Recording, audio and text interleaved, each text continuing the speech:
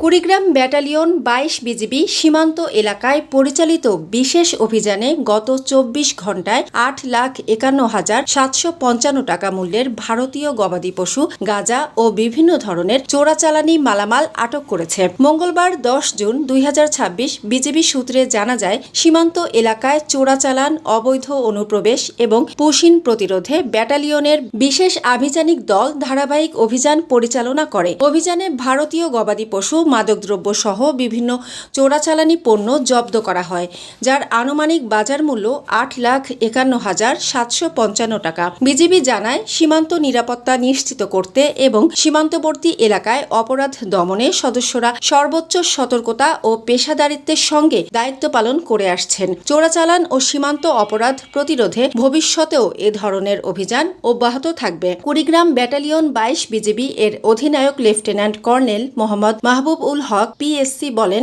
দেশের সীমান্ত সুরক্ষা এবং চোরাচালান প্রতিরোধে বিজিবি সর্বদা তৎপর রয়েছে। সীমান্ত এলাকায় যে কোনো ধরনের অবৈধ কার্যক্রম রোধে নিয়মিত অভিযান পরিচালনা করা হচ্ছে এবং ভবিষ্যতেও তা অব্যাহত থাকবে।